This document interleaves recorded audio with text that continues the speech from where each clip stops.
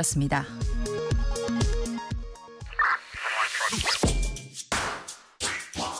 뉴스의 진수를 보여주는 인터뷰 뉴진수. 뉴스의 진수를 보여주는 인터뷰 뉴진수. 어제 최상병 특검법이 국회 본회의를 통과하면서 전국이 일시 협치 국면에서 대치 국면으로 돌아선 것 같습니다. 우선 여당은 입법 폭거라면서 이른바 거부권 행사를 예고한 가운데 야권에선 국민의 뜻을 앞세워서 다각적인 압박에 나선 모양새입니다. 대통령실은 죽음을 이용한 나쁜 정치라고 평가했는데요. 여기에 대체 누가 나쁜 정치를 하는 거냐고 반문한 분이 계십니다. 민주당 정책위의장인 진성준 의원과 이야기 나눠봅니다. 안녕하십니까? 네, 안녕하세요. 네, 소개해드렸지만은 글 하나 올리셨더라고요. 네. 대통령실은 적반하장식 입장을 내놨다. 대체 누가 나쁜 정치를 하는 거냐. 어떤 말씀이신지 자세히 좀 들어보겠습니다. 예, 대통령실이 최해병 특검법을 네. 통과시킨 것을 두고 네네. 죽음을 이용하는 나쁜 정치다 이렇게 말했습니다. 네네. 그런데 그 국가의 부름을 받고 군에 징집된 청년이 예. 지휘관의 무모한 지휘로 수색 작전을 벌이다가 목숨을 잃었지 않았습니까? 이 억울한 죽음의 책임이 누구에게 있는지 네. 그 진상을 규명하자는 것이 특검법입니다. 네네. 뿐만 아니라 그 과정에서 군 고위 책임자들의 책임을 면하기 위한 수많은 공작들이 막 벌어졌다는 정황들이 드러나고 있어요. 예예. 이렇게 책임을 축소하고 은폐하려고 했던 일들의 진상도 밝히자는 것이 특검법인데 네. 이게 어떻게 나쁜 정치입니까? 오히려 이 특검법을 거부하겠다고 하는 것이야말로 나쁜 정치 아닙니까? 예. 그런 취지에서 이런 글을 올리셨고요. 지금 보면은 근데 이 해당 법안이 다시 결국은 국회로 돌아오는 수순을 밟지 않겠는가 이렇게 예상이 되는데 거부권이 부당한 행사라는 민주당 입장을 좀 들어보기 위해서 하나씩 좀 짚어보겠습니다. 일단은 지금 경찰과 공수처가 수사 중인 사건인데 왜 수사 결과를 기다리지 않느냐, 또 그 이후에 부족하다고 판단되거나 사회적 합의가 필요하다고 판단되면 그때 가서 특검하면 안 되냐, 이런 의견에 대해서는 어떻게 입장을 주시겠어요? 그러니까 지금 우리 최해병이 예. 사망한 지 10개월이 돼 갔는데 사건이 발생하자마자 곧바로 조사에 착수했고 네. 곧이어서 그 수사가 시작되었습니다. 수사를 시작한 지 10개월이 되도록 그 사건의 수사 결과를 발표하지 못하고 있지 않습니까? 네. 두 번째로 사건 초기입니다. 당연히 이렇게 지휘관의 책임으로 일어난 사망 사건에 대해서는 군의 수사권이 없습니다. 예. 그래서 1차 초동 조사는 해병대 수사단에서 했지만 네네. 그 결과를 경찰이 곧바로 이첩했어요. 그런데 왜 이것을 이첩했냐 해가지고 사건 자료를 다시 국방부가 회수해 가지 않았습니까? 예. 그리고 그럴 수 없다고 이첩을 보류하라고 하는 국방부의 지시를 이행하지 않고 법에 네네. 따라서 사건을 경찰에 이첩한 해병대 수사단장을 항명죄로 처벌하려고 했어요. 네네. 이런 사건의 진상을 축소하고 은폐하려고 하는 시도가 광범위하게 저질러졌음이 눈에 보이지 않습니까? 네. 그런데 이렇게 사건을 축소하고 은폐하려고 했던 장본인들에게 수사를 맡겨가지고 사건의 진상을 어떻게 다 밝히겠습니까? 네네네. 물론 공수처가 수사를 하고는 있다고 합니다. 그런데 그렇습니다. 공수처의 수사 속도도 너무나 느려요. 그리고 저희들이 왜 이렇게 지연되는가를 확인을 해봤더니 예. 현재 공수처장이 공석입니다. 그렇죠. 공수처 차장도 비어 있다고 그래요. 그 자리도. 네네. 그래서 누가 책임 있게 수사를 지휘해 줄 사람이 공수처 내에 없습니다. 한 3, 4개월 됐죠. 그래서 예. 지금 이 관련자들의 통신 기록을 통신 회사로부터 입수하려면 네. 지금 곧바로 압수수색을 나가야 되는데 압수수색 영장을 책임 있게 청구하지도 못하는 그런 상황이라는 거예요. 네네. 그런데 아시다시피 통신회사가 보유하는 통신 기록이라고 하는 것이 최대 1년까지만 보유할 수 있다고 합니다. 네. 앞으로 한 3개월 후면은 그 통신 기록조차 다 삭제되어 버린다는 거예요. 가장 기본적인 증거 자료도 확보를 못하고 있는 게 공수처인데 네네. 언제까지 공수처가 수사하도록 보자 말입니까? 두 가지. 네. 하나는 사건의 진상을 은폐하고 축소하려는 일들이 대통령실과 국방부 그리고 경찰 사이에서 광범위하게 이루어졌다. 네네. 그러니 이 정권에 수사를 맡길 수가 없다. 네. 두 번째, 더구나 이 사건은 대통령이 수사 대상이기도 합니다. 네. 대통령실이 광범위하게 개입하고 있으니까요. 그러니 또 대통령이 경로했다고 하는 진술도 있지 않습니까? 예. 그런 이런 사실들을 다 밝혀야만 하거든요. 그러니 정부에다가 책임을 지는 정부 검찰이나 경찰의 수사를 맡길 수 없다는 것입니다. 네. 세 번째로 공수처. 공수처의 수사가 아까도 말씀드렸던 것처럼 공수처장이 공석 상태이고 따라서 책임 있게 이 수사를 지휘할 지휘부가 없는 상황에서 네. 공수처 수사관에게 수사를 맡길 수 없는 그런 상황이다. 예. 그러니 특검이 필수적이다라고 하는 것입니다. 예. 자, 그러면 이 상황에서 대통령이 만약에 거부권을 행사하면은 21대 국회 마지막 본회의가 열리는 28일에 재표결에 붙여질 것 같은데, 근데 이제 국민의힘 의원들이 모두 반대하면은 일단 이번 국회에서는 폐기가 될 거고요. 근데 어제 김웅 국민의힘 의원만 국민의힘에서 최상병 특검법에 찬성표를 던졌거든요. 그렇다면 민당에서도 이른바 반란표를 좀 얻기 위해서 여당 의원들을 상대로 추가적인 설득 작업도 병행하시나요? 뭐 필요하다면 그런 것도 해야 되겠는데 네. 무슨 설득을 하고 말고 할 것 없이 네. 국회의원이 국민의 대표들 아닙니까? 네네. 그리고 각 개개인이 헌법기관이잖아요. 자신의 양심과 소신에 따라서 국민을 위해서 일하도록 하고 있는 것이 국회의원이에요. 네. 그렇다면 이렇게 억울한 청년 군인의 죽음의 진상을 밝히기 위한 특검법에 소신껏 투표해야죠. 소신껏 투표해야죠. 네네네. 저는 뭐 민주당이 설득을 하고 말고를 떠나서 각자의 양심이 있다면 네. 국민의 뜻대로 표결하게 될 거다라고 생각해요. 실제로 어제 국민의힘 의원은 집단 퇴장을 했습니다. 네. 공개 전자투표로 기명투표를 하는 것인데 저는 퇴장을 선택한 것은 표결에 자신이 없었기 때문이라고 생각합니다. 아, 그렇습니까? 김웅 의원뿐만 아니라 예. 경우에 따라서는 그냥 앉아서 투표를 하게 되면 찬성 버튼을 누르는 국회의원이 국민의힘 내에도 많이 있을 거라고 생각해서 당이 결정해가지고 퇴장하기로 했던 것 같아요. 네네네. 그런데 이제 김웅 의원만큼은 그런 당론에 따르지 않고 소신을 지켜서 남아가지고 투표를 했던 것이죠. 근데 만약에 예. 재의 표결을 하게 되는 상황이라면 네네. 그때는 공개 투표가 아니라 무기명 비밀 투표로 진행을 하게 됩니다. 그러니까 누가 찬성을 했는지 누가 반대를 했는지 알 수가 없죠. 요 예. 더구나 임기 하루를 남겨놓은 시점이 됩니다. 5월 28일이라면. 예. 그러면 낙선한 의원들이나 이런 분들은 마지막 순간에 내가 국민의 대표로서 책임을 다하고 가겠다라고 하는 양심과 소신이 발동할 수 있죠. 네네. 저는 그러기를 기대합니다. 28일을 기대하시는 거고요. 그런데 만약에 그렇지 못하게 되면 22대에서도 야당이 특검법을 재발의하고 윤 대통령이 거부권을 행사하는 식으로 만약에 계속 된다면 계속 도돌이표거든요. 그러면 정작 여러 가지 민생 법안부터 해야 할 이 부분들이 국정이 좀 마비되지 않을까 그런 우려가 있습니다. 최혜병 특검법은 그렇게 해서라도 반드시 처리해야 된다고 생각하고요. 네네. 국회가 최혜병 특검법 하나만 처리하는 것은 아니고 네. 다른 민생 법안도 동시에 처리해야죠. 네네. 전세 사기 특별법 얘기 잠깐 해보면요. 이건 일단 본회의에 부의된 상태인데 이것도 다음 본회의 28일 열리면은 처리를 추진하시는 건가요? 예, 그래야 할 것 같습니다.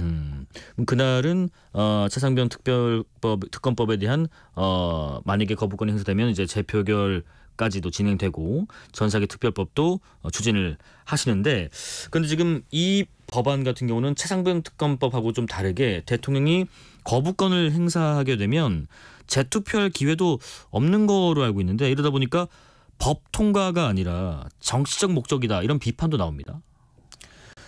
전세사기 특별법도 예. 우리 최혜병 특검법과 똑같이 국민의힘에서 처리하는 것을 반대했습니다. 그래서 부의 표결이라고 하는 것을 진행을 했지요. 예. 이렇게 부의 표결을 하게 되면 본회의에 부의됐기 때문에 그때부터는 의장이 상정해서 처리하면 됩니다. 그렇습니다. 그런데 의장이 상정을 하지 않았어요.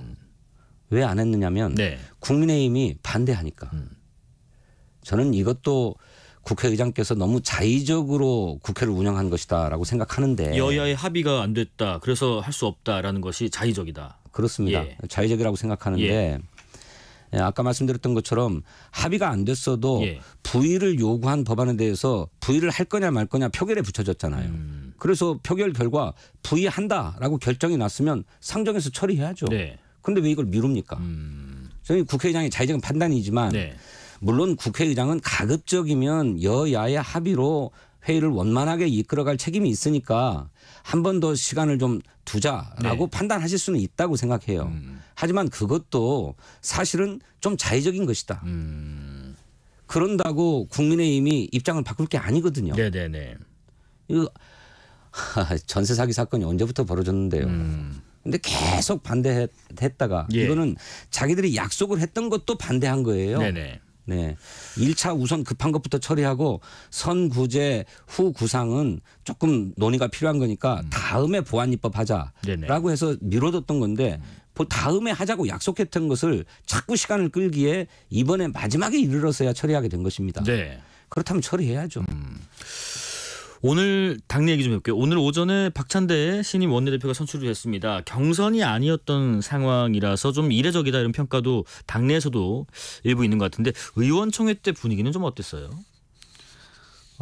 그래서 원내대표 선거관리위원회가 예. 단독 입후보이기 때문에 당선자로 선포할 수 있지만 네. 찬반 투표를 진행하도록 했습니다. 그래서 과반 이상의 지지를 얻어야만 당선자로 선포하겠다 네. 하는 방침을 갖고 찬반 투표를 진행을 했습니다. 네네. 뭐 압도적인 지지와 찬성으로 박찬대 원내대표가 선출되었고요. 네. 또 박찬대 대표의 뭐 정견 발표라든지 또 당선 후의 소감 발표에 대해서 많은 의원들이 박수를 보냈습니다. 네네. 우리 박찬대 원내대표의 뭐 슬로건이라고 할까요? 각오가 실천하는 개혁국회라고 그러셨더라고요. 하는 거였고 예. 뭐 첫째도 둘째도 개혁이다 네네. 이렇게 했는데 이런 것이 지금 민심을 충분히 받드는 일이다라고 하는데 모든 국민 의원들이 다 동의하는 것 같고 예예. 그런 민의를 정확하게 실천으로 속도감 있게 또 과감하게 했다고 하는 박찬대 원내대표에 대해서 응원하는 그런 분위기였습니다. 근데 앞으로 이제 뭐 전국이 어제 뭐 일 이후에 좀 순탄치만 않을 것이다라는 전망이 있는데 신임 원내 지도부는 앞으로 이런 원칙과 내지는 이런 협상 전략이 필요하다 주문하신다면 어떤 주문하시겠어요? 이제 원내 대표는 상대 정당의 원내 대표와 네. 협상을 하는 사람이기 때문에 네네. 대화와 타협을 통해서 원만하게 국회를 운영하는 것이 가장 큰 원칙일 거예요. 네. 저는 뭐 박찬대 원내대표께서는 성품이 원만하시고 또 온건하시고 또 합리적인 분이시라 얼마든지 상대를 존중하면서 예. 대화하고 타협하실 수 있는 분이라고 생각합니다. 네네. 그런데 이 점을 악용해서 계속해서 타협을 하지 않고 시간을 질질 끌거나 네네. 또 자기 입장만을 고집하거나 하는 경우가 왕왕 있습니다. 예. 그럴 경우에 참 어떻게 하기가 어려운데 그때는 국민의 뜻을 받들어서 네. 국회법 절차에 따라서 다수결의 원리에 입각해서 과감하게 처리해 나가는 결단도 필요하다 그렇게 생각합니다. 예. 참고로 그 진성준 의원님은 지금 정책위 의장이시니까 이게 당직이잖아요. 그러면 이 역할은 계속 이어가시는 건가요? 예, 저는 아마 이재명 대표의 임기와 함께 하게 될 것 같습니다. 아, 그렇습니까? 예. 네네. 그리고 또 하나가요. 지금 신임 원내수석 부대표로 운영수석에는 박성준 의원님 그리고 정책수석에는 김용민 의원님이 맡게 되셨는데 지금 의원님 맡고 계시는 정책위와 정책수석은 어떤 역할 구분이 좀 되는 건가요? 정책수석 부대표는 원내 대표를 보좌하는 네네. 직위입니다. 네. 뭐 유사한 일을 하겠지만 원내에서 이루어지는 입법 상황이라든지 예. 또 예산 심사 상황이라든지 또 국정감사 뭐 이런 상황들에 대해서 정책적으로 챙기는 일들을 하시게 될 거고요. 네. 정책위 의장은 당 대표를 보좌해서 네네. 정책을 생산하고 그 정책을 당론화하고 네. 또 그것을 국회 입법 과정에 실제로 구현할 수 있도록 원내와 협력하면서 일을 하는 일을 합니다. 근데 뭐 대체로야 유사한 일을 하겠습니다만 그 정책 일을 하면서도 원내 대표를 보좌하느냐, 네. 당 대표를 보좌하느냐의 차이겠죠. 네. 아까 의원님 그 직이 이재명 대표의 임기와 함께 간다고 하셨는데 어떻게 이재명 대표께서는 향후에 당 대표 연임의 의사가 좀 있으신 것 같으세요? 글쎄 그에 대해서는 아직 얘기를 못 들어봤습니다. 네. 제가 이번 선거가 끝난 뒤에 정책위 의장을 맡게 되었는데 네네. 당시에 이재명 대표께서 전화를 걸어와서 이렇게 말씀하셨어요. 예. 뭐 임기라고 해야 한 3개월 정도 남았는데 네네. 이 시기가 굉장히 중요한 시기인 것 같다.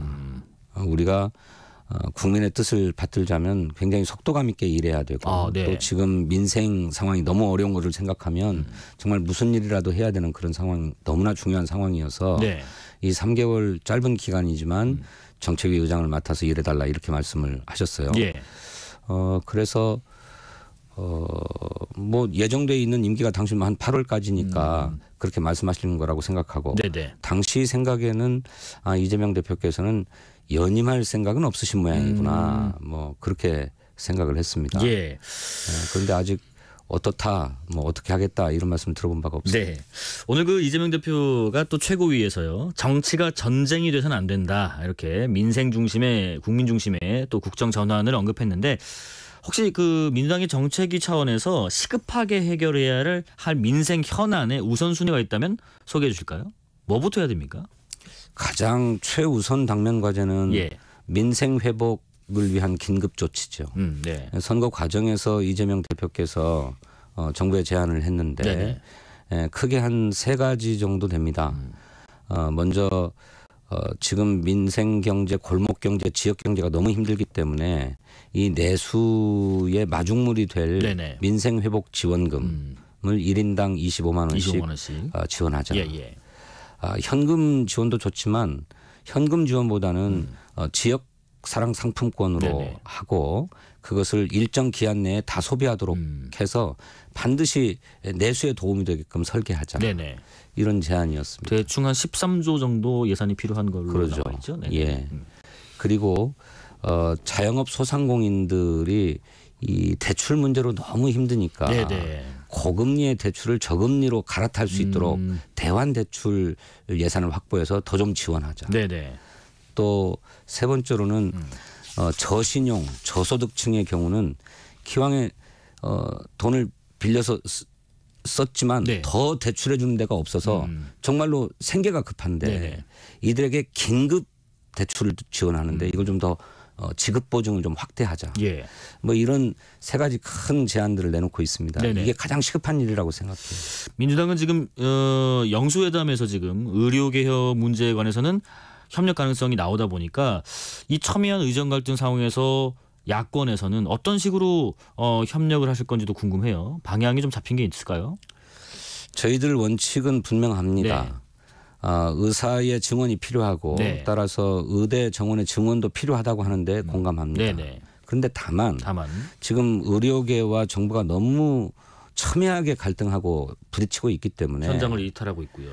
정부도 의대 증언에 있어서 조금 탄력적인 입장을 보여주고 의사들은 환자가 고통받고 있는 의료 현장으로 즉각 복귀하고 또 그러면서도 의대를 증원하면서도 공공 또 필수 의료 또 지방 지역 의사 인력만큼은 확실하게 확보하도록 하자.